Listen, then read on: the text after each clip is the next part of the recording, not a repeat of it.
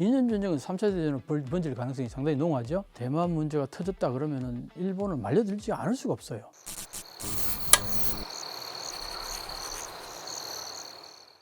안녕하십니까, 이명찬입니다. 제가 지금은 인하대학에서 일본 정치와 외교 강의를 하고 있고요.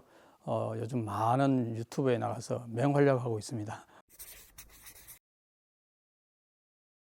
사실 미국에서는요, 2027년쯤에는 중국이 대만을 침공할 가능성이 상당히 높다고 많은 전문가들이 보는 것 같아요. 그게 이제 어떤 맥락에서 그러냐니까 시진핑 씨가 3기를 넘어가는 그 한의 정당성이 지금 보면 경제가 엄청나게 안 좋잖아요. 그럼 왜 3기까지 갔느냐 이렇게 이제 비판이 나올 가능성이 있단 말이에요. 그 논리가 뭐냐니까 대만을 통일한다는 그게 굉장히 강했어요. 그 사명을 다하겠다는 거기에 많은 중국의 국민들이 시진핑을 지지한 부분이 있어요. 근데 이게 이제 3기도 끝났는데 또 뭐 4기로 넘어가려 그러면은 또 문제가 발생할 수 있지 않겠어요? 그러면 이제 시진핑 입장에서는 계속 영구 집권하기 위해서는 이 대만이라는 문제를 만약에 공격을 한다든가 전쟁을 치른다든가 하면은 바뀔 리가 없겠죠. 지금 러시아 푸틴 대통령이 돼요. 지금 영구 집권하잖아요. 전쟁이 일어나면 거의 바뀔 수가 없어요. 그런 의미에서 본다면 시진핑이 계속 집권하기 위해서는 대만 유사는 요게 계기가 될 가능성이 상당히 높다. 그렇게 이제 보거든요. 그리고 실제로 최종적으로 갔을 때 미사일이 날고 탱크가 가고 포탄이 날아가고 하는 거지. 그 전에 이미 사이버 전쟁이라든가 경제 전쟁이라든가 어떤 뭐 정보 전쟁이라든가 이런 거는 막 엄청나게 일어나고 있습니다. 평소에. 그렇게 본다면 이미 지금 전쟁이 시작되고 있다고 보는 거예요. 거기에 지금 일본이 아까 얘기했던 GDP 2% 방위비를 올리고 토마호크를 도입하고 여기에 대비하는 부분이 없지 않아 있다고 봐요. 이 부분 때문에 일본 국민들도 키시다 총리가 그렇게 하는 것에 대해서 어느 정도 인정을 하는 부분이 있어요. 당장 지금 위협이 될 가능성이 있다고 보는 거예요, 일본 입장에서도. 근데 대만 사람들은 여론조사를 해보면요, 대만에서 문제가 발생하면 일본이 우리를 도와줄 거다 58% 정도 지지도가 나온다는 거예요. 근데 일본 사람들은 전혀 그런 생각이 없는 거예요. 우리가 왜 대만을 군사력으로 지켜줘? 말도 안 되는 소리. 이렇게 생각하거든요. 그러면 대만을 이제 정말 통일을 했을 경우 그 다음에 중국은 반드시 생각하고 제대로 들어올 거예요. 그럼 이게 일본은 바로 직결되는 문제잖아요.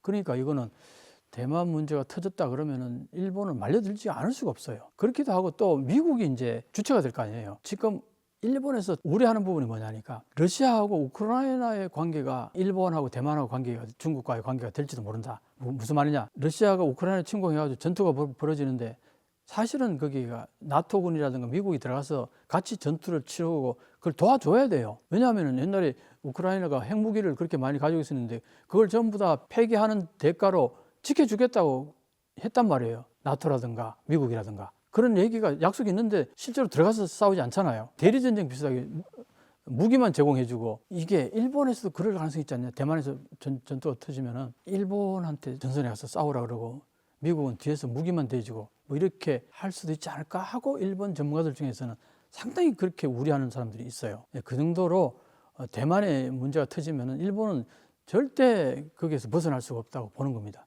미국과의 관계에서도 그렇고. 그렇게 주장하는 미국의 학자들이나 미국 정치가들이 분명히 나올 겁니다. 한국도 도와달라. 일본에서 나온 글 중에는요, 이 대만 문제에 대해서 한국에 대한 언급이 거의 없어요. 예를 들면은 뭐 인도 태평양 해가지고 인도, 미국, 일본, 그 다음에 오스트레일리아 이쪽의 동맹이라든가 이런 것들하고 얘기가 되지 한국은 별로 언급을 안 하더라고요. 일본에서는 그런 측면에서 보면은 미국과 자신들의 일이라고 보는 것 같아요. 물론 이제 미국 입장에서는 다르죠. 왜? 미국은 미국하고 동맹 관계니까. 일본은 한국하고 동맹 관계 아니니까 한국을 직접적으로 언급할 거리가 없어서 그럴 수도 있는데 미국은 한국하고 동맹 국가니까 와서 도와라고 얘기할 수 있겠죠.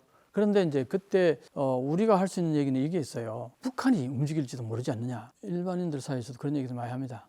어떤 얘기를 하냐면 중국이 대만 침공하기 전에 북한을 사주해가지고 이쪽 한반도에 혼란한 틈을 이용해서 남침할 가능성이 있다. 이제 이런 얘기를 하는데 중국이 대만을 침공하기 전에 북한이 군사 공격을 일으켜서 한국군을 붙잡아 두게 한다. 대만 문제에서는 한국이 개입 못하도록 두 군데 전투를 동시에 치른다. 이 얘기를 많이들 해요. 그렇게 본다면 한국은 어떻게 보면요, 그게 오히려 행운일 수도 있어요.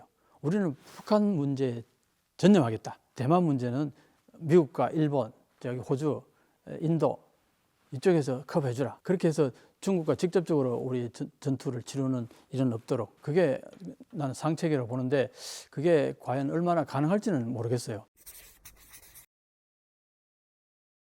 전혀 근거 없는 얘기는 아닌데, 사실 러시아는 우크라이나하고 전쟁을 치르잖아요. 그 전선을 이중으로 넓히는 건 쉽지 않아요, 한 국가가. 우크라이나의 전력을 다해도 지금 만만치 않잖아요. 그래서 사실은 대만 문제에 러시아가 관여하리라고 저는 거의 개연성이 없다, 저는 그렇게 보고, 그나마 보험이라고 할 수 있는 게 미군의 존재예요. 미국이 가운데 존재하는 한은 일본이 크게 어떻게 독자적으로 행동할 수 있는 여지는 거의 없다. 중국하고 우리가 직접적으로 부딪혔을 경우에 우리는 바로 옆에 접해 있는데 중국하고 매색이 불편할 수도 있지 않아요. 미국이 우리는 한반도에 유사시를 대비해서 여기에 철동같이 할 테니까 그쪽은 알아서 하시라.